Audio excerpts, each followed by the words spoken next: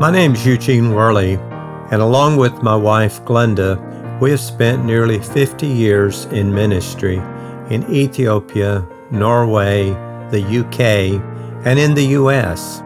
I'd like in these podcasts to share with you some of our experiences from those years. Meeting the challenges. The work of world missions is always challenging. We've been given the commission by our Commander-in-Chief to go into all the world and preach the gospel to every creature. Go ye therefore and teach all nations. Could also be translated, make disciples of every nation and tribe and language and people.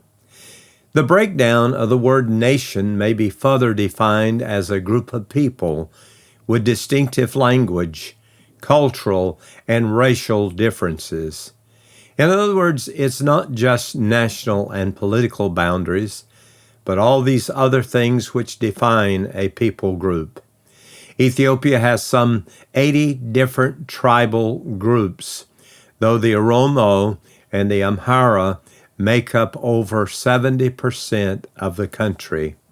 These tribal groups have different languages and cultural differences. The Amhara language was the dominant language until the Communist Revolution, when the government required the schools in each area to provide teaching in the language of the other tribal groups as well. This was quite a challenge for missionaries since Amharic had been the dominant language for so long and was widely spoken. This made it important to learn this language first. However, if you were working and living in a region that was predominantly Oromo, then it was necessary to learn that language. These languages are hard and require years to become proficient.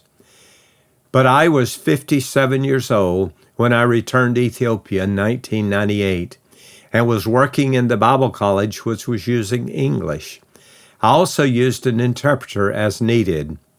We did have some private tutoring for a refresher course. The country of Ethiopia is the second most populated country in Africa. When we went to Ethiopia in the 60s, the population was 25 million, but today is nearly 120 million. The challenge of reaching so many people is made even more difficult by the fact that so many live in remote areas which are not accessible to the main roads. Getting into these areas has not been easy. In fact, some missionaries have used mules to get into those areas, and where possible, they've used a four-wheel drive vehicle. The other challenge is working in areas where the people are illiterate. The literacy rate is now over 50%, which is a great improvement from a few years ago. In fact, in 2005, it was less than 30%. This was the main reason we were able to get into the country as a mission in the 1960s, because we agreed to establish schools in the northern part of Ethiopia. Though we still had to deal with local bureaucracy, we were able to build relationships in the community. Those schools were a base for our ministry, as there was no restriction on teaching the Bible. One of the other characteristics of a people group is their religion. Both the Orthodox Christian churches and the Muslim population have a mixture of animism in their worship. Animism believes in the spirit world, and it pervades all of nature. A tree, a river, a mountain can be holy according to their belief. Many of these beliefs and practices carry over into both the Orthodox and the Muslims. Christianity and Islam came to Ethiopia very early. Some believe that the Ethiopian eunuch in Acts 8 was the first to bring Christianity into the country. Islam was first brought into the country when Muhammad's followers were persecuted, and Ethiopia provided a safe haven for them. They have traditionally coexisted peacefully. Today, Christianity makes up about 40% of the population, while Islam makes up about 35%. In 2005, it was said that Islam had a goal of building a new mosque every 7 days. I was made aware of that one day when I left my home and had not gone very far when I heard the Muslim call to prayer. They had used an existing building to start a new mosque in our neighborhood. It was evident they would reach their goal. Over the years, we had seen some Muslims come to Christ, and often this had been through schools and aid programs. Pastor Brahanu's church had very effectively used the aid program as an outreach. One aspect of that program was once a year inviting families to come for a meal, and the children would put on a program. This was followed by someone speaking on the prevention of HIV/AIDS, as well as providing medications for them. Then I was given the opportunity to preach the gospel to an estimated 1,500 people. That night we showed the Jesus film to approximately 2,000. When the invitation was given, several stood to receive Christ, but there was opposition from the crowd, which caused them to sit back down. We believe the seed was sown, and eternity will reveal the fruit from that gospel outreach. The other challenge for missions has been government instability. During the long reign of Haile Selassie, there was conflict with Eritrea, as well as student uprisings. Then in 1974, there was a coup led by the military. Haile Selassie was overthrown, and the communist revolution began. During this time, the country established ties with Russia and Cuba. It was a closed door to missionaries until 1991, when the communist government was overthrown. Those missionaries who returned were able to do so by working with aid organizations.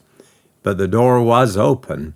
When we returned in 1998, I returned on a 2-year business visa, which I received by invitation from one of the churches. In addition to working with the churches and the Bible College, I also felt a responsibility to promote Ethiopia as an open door to the churches in America, mainly because through the years of the Marxist dictator, Ethiopia was considered a closed door. I wanted to sound the cry that Ethiopia was an open door, in spite of all the restrictions of a post-communist government. Just as the Apostle Paul heard the Macedonian call, we need to issue a similar call. Come over into Ethiopia and help us. This was promoted even more by our mission organization, who produced a video focusing on the field of Ethiopia. In this video, I was able to challenge younger couples to come and work with us. In fact, by this time, I was 61 years old and was the youngest missionary working with our mission. This video was shown in several national and international conferences and proved to be very productive, as several young couples from the U.S. and the Philippines made decisions to join our force. In fact, by the time we left in 2008, there were 3 more couples with our mission from the U.S. and 3 couples from the Philippines. In the meantime, I was focusing on Bible studies and discipleship. These were held in our home. In a 2003 newsletter, I wrote this: God has given us a group of university students who are meeting with us every Monday evening. They're mainly new believers, and all are eager to learn. They're older than the average college student because they're studying part-time. One is a social worker, another is an accountant, one is a French teacher, and another sells real estate. One of our young ladies recently went to work for UNESCO with their offices in Addis. We knew this was a slower approach to church planning, but we also believed that the church would be stronger this way. I was also counseling, many of whom were university students. I was also doing some premarital counseling with some couples. It was a blessing to spend time with these young couples and help them to build their marriage on a biblical foundation. Though we were not reaching large numbers at that time, we believed that it was a productive time, and we were investing in people's lives.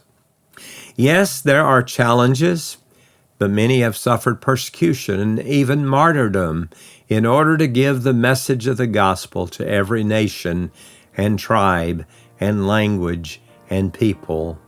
This, after all, was the final command given by the Lord Jesus before he ascended into heaven.